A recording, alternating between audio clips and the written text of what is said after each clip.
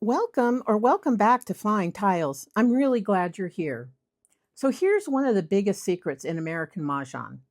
The Charleston is not only about improving your own hand, it's also about managing the information you give away. If your passes are too obvious, experienced players can often narrow down what you're playing.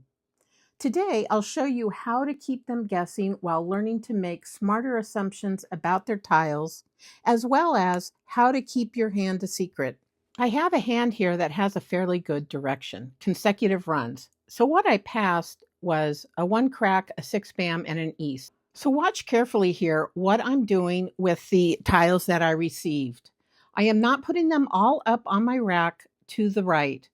I'm dispersing them among my hand, and the ones that I want to give away, they're turned upside down. Now, this strategy is probably more for intermediate. If you're a beginner, I would recommend that you keep your discards to the far right. I want you to take a moment and think about what information this would give the person that just gave you those tiles.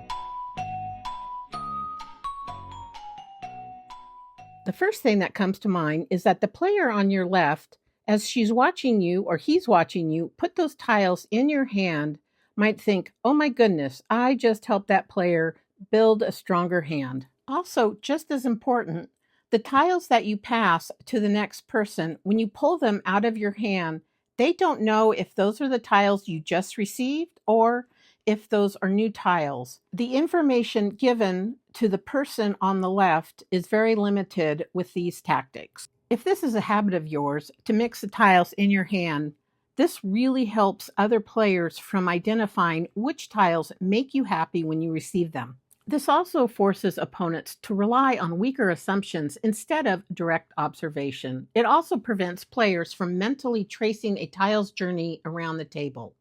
So it makes your decisions appear less predictable. It preserves strategic ambiguity throughout the Charleston. I want to be clear that the goal isn't to eliminate all clues. Nobody can do that.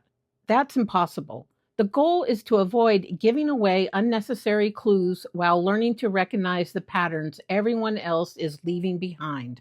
Being able to identify patterns in the passes is really more of intermediate to advanced player strategies. If you are a brand new player to a beginner, I suggest that you not worry about this. That can be really overwhelming, trying to figure out the patterns that are moving around the table. Just focus on gathering tiles that move you towards a category. Remember, don't pick a hand at this point. And with that said, sometimes a hand is very obvious and it falls into your lap. The good news is, the more you play, you'll start noticing these patterns on your own, surmising what tiles players keep or what tiles players don't want. I want to touch on stopping the Charleston after the first left. Usually, this is not a good idea. Remember that a player does not have to give any reason for stopping the Charleston. They can just stop it. So with that said, if you have 3 tiles to pass, I suggest that you do not stop the Charleston. A lot of times, beginners will stop the Charleston if they're in between 2 hands, or even in between 3 or 4 hands for that matter. The only time the Charleston should be stopped if you have less than 3 tiles to pass. Now, if you're in between 2 hands, pick the hand or the category that has the majority of hands with least resistance, meaning the majority of hands that have the highest flexibility. For example, if you're in between a hand in the consecutive run category or the 3-6-9 category, I definitely would move towards a consecutive run. The 3-6-9 category is very fixed. It's not as flexible as the consecutive run category. This is a great example of why it's important to know your card and to know your categories. Be familiar with each category. Which category has the highest flexibility and which category is a lot more fixed. Strategy is not about memorizing hands, nor is it about memorizing backup hands. There are way too many variables for that. Strategy starts with knowing the card, knowing the characteristic of each category, which category has the highest flexibility and which category is fixed, such as the year category, the 2, 4, 6, 8 category, as well as singles and pairs and others. In this section of the video, we are going to be looking at the strategy of discards. Now, some people, they discard their tiles right in front of them and they line them up. This is an extremely poor strategy. You create your own personal discard history. Opponents can quickly review every tile you've discarded without searching the table. The patterns become obvious. They may notice, oh look, she discarded 2 8 cracks. Oh my, he never discarded a dot. She threw away every dragon except green. You help your opponent narrow your possible hands. Your discard sequence often eliminates entire categories or suit combinations. If you do this, you make timing easier to analyze. So strong players, they don't just notice what you discarded, they notice when you have discarded it. For example, early flower discard versus late flower discard tells a whole different story. Holding a tile for 10 turns, often discarding it, suggests it may have been important earlier. You make counting easier. Players can instantly see how many dots, green dragons, or east you've thrown. You reveal changes in direction. You reduce the effort it takes for your opponents to read you. Good defense comes from making opponents work hard for information. An organized discard row does the complete opposite. So the next tactic I'm about to show you was a real pearl clutcher for me when I first saw it. I couldn't believe it. It was suggested that like tiles be stacked on top of each other. This tactic actually slows down the learning process. It is much better for a beginner to go through the initial struggle of trying to find that tile among the other scattered tiles. In a later video, I'm going to go deeper into the philosophy of embracing the struggle and learning faster. During this next segment, we're going to be looking at the best way to pick and discard your tiles. So you pick your tile from the wall, you drop it into the slope part of the rack, you decide I don't want it, and then you flick it to another place on the board, or else you place it on some other area of the board. Just be careful not to flick your tiles too hard. I've done that a couple times by accident. So during social play, if you touch your tile and you move the tile a little bit, you have to take it. That tile is actually yours. You can't change your mind. So if you just touch the tile and you don't move it in social play, you can change your mind and pick the discard if that's what you wanted. So that's what I did here. I just touched the tile on the wall. I saw that discard of 1 dot. I grabbed it. I put it on top of my rack, not in the slope part of the rack, and I exposed my Kong of 1 dot. I just want to remind people that the last wall on the east rack needs to be kept to the right.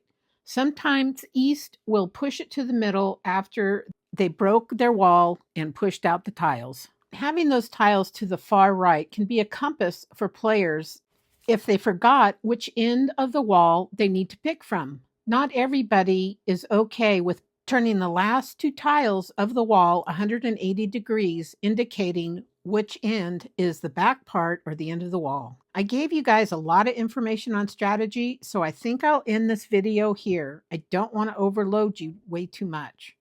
Let's take a look at the tiles that I used today. These are bone and bamboo from the 1930s. I purchased these tiles from Teresa Benassi about a year ago. Here's her information if you're interested in any vintage set. She has fair prices and she's really easy to work with. This is how Teresa wrapped up my tiles in this gorgeous Asian cloth. Notice the 9 dots there. That's an extremely unusual pattern. Really cool. Next, I'm pulling out the drawer that contains the 1 cracks. For a Mahjong set almost 100 years old, the condition of the set is excellent. We're moving on to the set that contains the winds and dragons, as well as flowers. And here is the close-up of the flowers. They're really gorgeous. The top row is the 4 seasons. The first one is spring, which is a peony. The second one is summer, which is a lotus. The third one is autumn, which is a chrysanthemum. And the fourth one is winter, which is a water narcissus. In the bottom row, we have the 4 occupations. And the first one is a fisherman. The second one is a woodcutter. The third one is a farmer. And the fourth one is a scholar. These flower tiles really celebrate both the cycle of nature as well as the idealized occupations of classic Chinese culture. Many times in the older sets such as these, the flowers told a story. Let's take a look at the bams, particularly the one bam. Now in this set, the one bam is actually a bamboo sprout or a shoot. Up until the 1970s, the one bam artwork helped to identify the manufacturer. This design was to emphasize the idea of new growth and prosperity. Let's take a look at the jokers.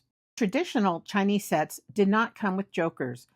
Teresa put some joker stickers on some blank tiles. And if you notice, you can see a snake or the serpent, butterflies, and frogs. Each reptile or insect has a different meaning in Chinese culture. When I look at this joker from a bit of a distance, it looks like a lady's face to me. The heads of the snakes are her eyes. The snake body is her hair. The 2 butterflies are her bows in her hair. And then the J is the nose. Looking at the construction of these tiles, it's really quite fascinating. So as you can see there, they're held together by a sliding dovetail. And that keeps them in there pretty tight. I would say the ratio of bone to bamboo is about 50-50, which is really good. The more bone that you have, the higher quality of the set. On YouTube, Modern Mahjong has a couple of videos that are over an hour long that focus on vintage sets. I learned so much from the panels, not just the history, but what to watch out for when you're going to buy a set. I'll put a direct link to Modern Mahjong's videos in the description. If you found value in this video, consider subscribing. Thank you so much. And I'll see you in the next video. Take care. Bye-bye.